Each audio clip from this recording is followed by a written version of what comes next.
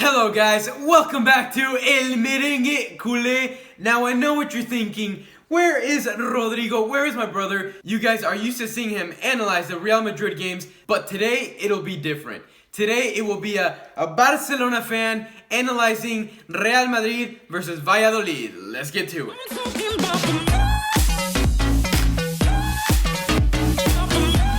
Alright guys, so we are a few minutes before kickoff, and really quick, let's break down Real Madrid's lineup. Straight off the bat, interesting formation. Again, going with Benzema and Jovic up top together. That is the second time we've seen them together. Last time it worked well in the first half. We'll see how it works this game. Isco and Modric are starting this half, whereas in the previous game, they got subbed on and they were the changing factor that brought them a lot of glory. And now the last two final interesting positions are Marcelo at left back, not Mendy, and Audrey Osola at right back, not Carvajal. However, both Mendy and Carvajal are in the bench. Realistically, I'm going to predict a 2-0 victory for Real Madrid.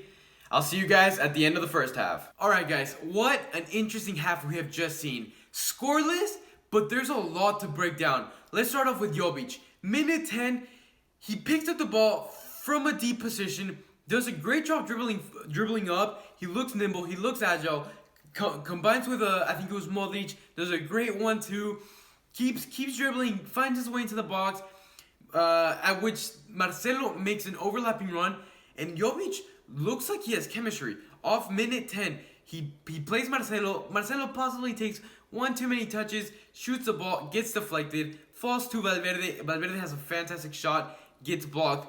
But the sensations from the first 10 minutes from Jovic were good.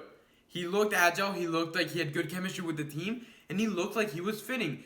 Another thing that I saw both Jovic and Benzema do a lot this game, where check in, receive the ball, and off that first time touch, play the ball out wide, find whether it be Marcelo, whether it be Osola or Modric, and this pretty much allows Madrid to kind of move as a team, move with momentum, and overall allows the gameplay to flow well. I'm not gonna lie, Madrid is looking like they're playing pretty well. Another important aspect to Madrid's game, again continuing with that fluidity, is spreading Valladolid apart. There's times where Valverde does a great job combining with Modric, with Casemiro, and then finds himself a little bit far out wide. They play him a through ball, and he is able to I mean, you guys know how fast Valverde is.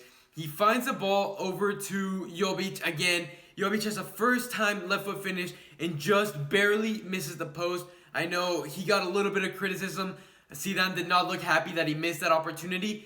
But honestly, it's not that easy of a finish. Again, I'm getting these sensations from Jovic that at any point, he can find himself in this team actually performing well. And when that happens, it's going to be scary. It's going to be scary for us Barcelonistas because remember, El Classico is at the end of this month.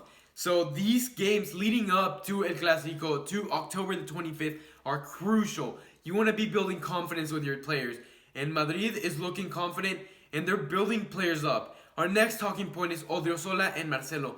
Both of them have been looking comfortable. Osola especially has impressed me with how fast he is. Again, coming back from Bayern Munich, and he looks like he has great confidence, great chemistry with the team. Now, towards the end of the half, Jovic had another miss, a third miss that I think he should have put away. He hit the side netting, and honestly, it was a bit weird to not see a reaction out of him. Normally, I think it's normal for a striker to be upset with themselves or kind of get that mentality that next play I'm gonna score. Jovic looked he lacked expression, which if you try to read between the lines, maybe not the best of signs. Really quick, guys, I would like to add that overall the midfield is connecting very well with each other as well as with the outside backs. However, one thing that I did notice, a potential negative for Real Madrid, is that when Benzema checks in, at times he's occupying the same exact spot as Isco, and they're clashing, and it prevents the flow of the momentum like we had just mentioned. It'll be interesting to see how Zidan goes about sorting this out. Another interesting factor is we haven't seen Ramos push up very much. Actually, he did push up one time, but you know we've kind of gotten used to him pushing up and trying to be that extra striker. Hasn't happened this game. I'm excited for the second half. I'll see you at the end of the game. Alright guys, so the final whistle just blew, and let's get straight into how the second half went. Real Madrid had a fantastic start. Minute 48, just 3 minutes after the half started. They get a corner, they cross it in, Jovic gets a fantastic header, powerful, to the bottom corner, and let's just say Roberto Jimenez pulls up another massive save. The Valladolid goalkeeper had a pretty good game up to this point. He has a mistake or two in the end, but you know, at this moment, what a half he's having. But the ball spills to Casemiro's feet, probably about a meter away from the goal, smashes the ball into the crossbar. I could not believe my eyes. What a crazy play that was. Now, I would like to say, even though Marcelo did have a decent first half, his second half performance, I wasn't happy with it. I didn't really like it. There was an opportunity where, you know, he was defending, the Valladolid forward was attacking with pace, and Marcelo just slides. I guess he was trying to block a pass, or maybe possibly block the shot, but it completely eliminates him away from the play, opens up the shot, and it was a great shot, but Courtois came up massive, not only in this save, but throughout the game. I think Courtois was one of Real Madrid's key players. He pretty much kept them in the game. He kept them alive. He kept their heads above water. Valladolid did have a few opportunities where they could have scored. Courtois, I would give him a 9 out of 10 rating. And then in the 56th minute, Zidan does a classic Zidan substitutions, brings 3 players on, Carvajal, Asensio, and Vinicius Jr. He takes out Jovic, Isco, and Audrey Osola. And, I mean, I kind of wanted to see Audrey Osola and Jovic especially continue to play. I thought they had a pretty good first half, and I did want to see how they fared up in the second half. However, with that being said, Vinicius Jr., he came on, and honestly, I don't think his first 10 minutes, I don't think were very well. He was kind of preventing the flow of the attack, misplacing passes. And yes, Madrid switched the formation from a 4-2-1-2 to a 4-3-3, which impacts the flow of the game by itself, just the formation change. But I did think Vinicius Jr. wasn't contributing much. Personally, I'm not the biggest fan of him, and I know you guys are going to hate me for saying that, but I don't know. Something about him, I think it's his finishing, doesn't really convince me too much. With that being said, what does he go and do in the 56th minute inside Valladolid's box? A scramble happens, Benzema is able to get a pass, and the ball pops out into Vinicius' foot, into Vinicius, and well, he has that striker's instinct.